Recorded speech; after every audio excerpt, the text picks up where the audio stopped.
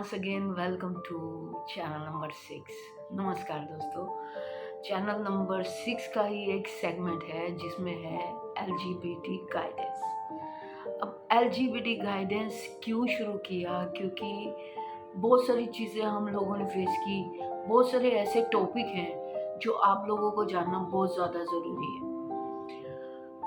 सबसे पहला जो टॉपिक आज मैं शुरू करने वाली हूँ वो है कि जब हमें ये चीज़ समझ आ गई कि हमें किस तरह का पार्टनर चाहिए, लड़की चाहिए, लड़का चाहिए, तो डेफिनेटली हमें कुछ चीज़ों का ध्यान रखना ज़रूरी है। हमारी कम्युनिटी गे, लेस्बियन और LGBTQ ये बाकियों से अलग क्यों है? इसका सिर्फ एक कारण है कि हम इमोशनल ज़्यादा होते हैं।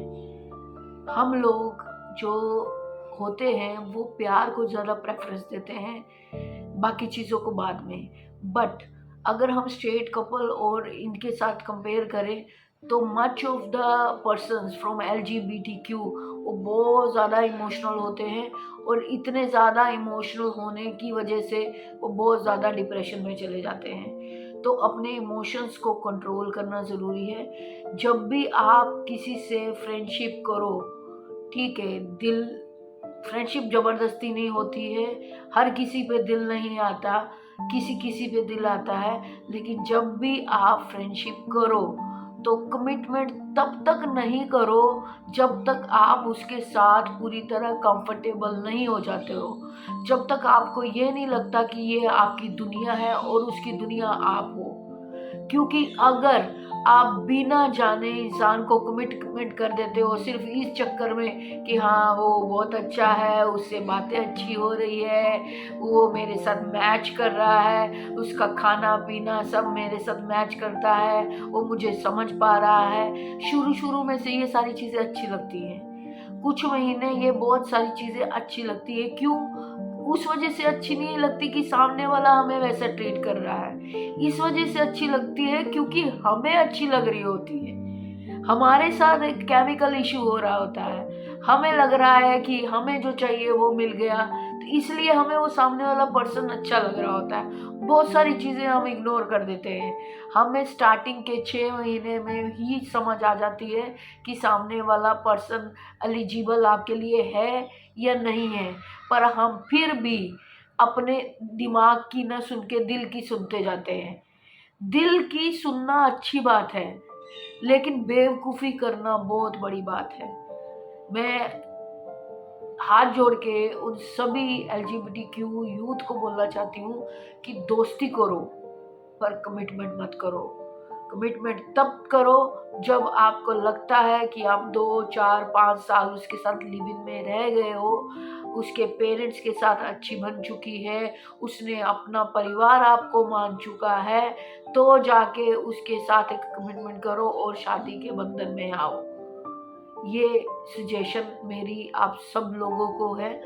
और दूसरी बात, सोशल मीडिया पे बहुत सारे लोग जो होते हैं वो जाते हैं फ्रेंडशिप करने, रैंडमली फ्रेंडशिप करते रहते हैं, कभी किसी के साथ, कभी किसी के साथ, कभी किसी के साथ। ये चीज़ें छोड़ दो, इन चीज़ों में कुछ नहीं रखा है, it's total waste of time. अपने करियर पे फोकस करना ज़रूरी है। करियर आपका सेट होगा, भगवान ने आपके लिए जो पार्टनर लिखा है वो आपको मिलेगा ही मिलेगा, सर्च करने की ज़रूरत नहीं है। जो कनेक्टिविटी होती भगवान ने बनाई है, वाइब्रेशन जिसके साथ आपकी मैच करती होगी, वो डेफिनेटली कहीं ना कहीं किसी न किसी तरीके से आप तक पहुंच ही जाएगा। ये दूसरा पॉइंट कि भागो मत, किसी के पीछे भागो मत, अपनी जिंदगी के पीछे भागो, अपने आप के पीछे भागो। तीसरा पॉइंट, जब भी आपने अपना पार्टनर देखना है तो कल्चर डिफरेंसेस देखने बहुत ज़्यादा ज़रूरी है। रिलीजन तो दूर की बात है, कल्चर डिफरेंसेस देखने बहुत ज़्यादा ज़रूरी है। हिंदू हमारे इंडिया में बहुत तरह के हिंदू हैं। साउथ इंडियन हिंदू हैं, पंजाबी हिंदू हैं, ईस्ट इंडियन हिंदू हैं, हिंदू गुजरात के भी हिंदू हैं, लेकिन इनका रहना सहना, कल्चर, खाना पीना, इनकी सोच ये बहुत ही ज़्यादा मायने रखती है। तो सबसे पहले मैं इसीलिए बोल रही हूँ कि हर चीज़ों को ध्यान से टाइम लगाओ एक दूसरे पे। आपकी बॉन्डिंग कितनी बन रही, वो आपके कल्चर को कितना एक्सेप्ट कर रहा है, आप उसके कल्चर को कितना एक्सेप्ट कर पा रहे हो, आपकी मेंटालिटी उसकी मेंटालिटी के साथ मैच कर रही है या नहीं कर रही, ये सारी चीज़ें देखनी ज़रूरी है। चौथा नंबर, फैमिली। जब इस तरह का रिलेशनशिप होता है लड़की लड़की का और लड़के लड़के का, तो फैमिली को बहुत ज़्यादा ऑब्जेक्शन होती है, क्योंकि हमारी इंडिया की कंजर्वेटिव सोसाइटी है। ये कंजर्वेटिव सोसाइटी अभी तक इस तरह के रिलेशन को एक्सेप्ट नहीं कर सकी है। तो इन चीज़ों को ध्यान में रखना है कि अगर आप सच में एक दूसरे के बंधन के साथ बन चुके हो, तो अगर आपके पेरेंट्स नहीं मानते हैं तो आपको उनसे अलग ही रहना चाहिए तब तक जब तक वो मानते नहीं। और क्यों? क्योंकि अगर आप उनके साथ रहोगे, डेफिनेटली चार बातें उसको बोलेंगे, चार बातें किसी को बोलेंगे, किसी के बहन भाई बोलेंगे, किसी के माँ बाप बोलेंगे, किसी के दोस्त मिलेंगे, तो उन चीज़ों से आपके रिलेशन में डिफरेंसेस आएंगे ही आएंगे। तो वो रिलेशन ज़्यादा देर चल नहीं पाएगा। इसलिए फैमिली के साथ तभी रहो जब फैमिली आपको पूरी तरह एक्सेप्ट करती है, फैमिली आपकी भावनाएं समझ रही है, फैमिली समझ रही है कि आप उसकी फैमिली के लायक हो, आप उसके कल्चर में रहने के लायक हो, आपका कल्चर वो अडेप्ट करने के लिए रेडी है, तो आप उसके साथ पूरी जिंदगी एक बंधन में बन सकते हो।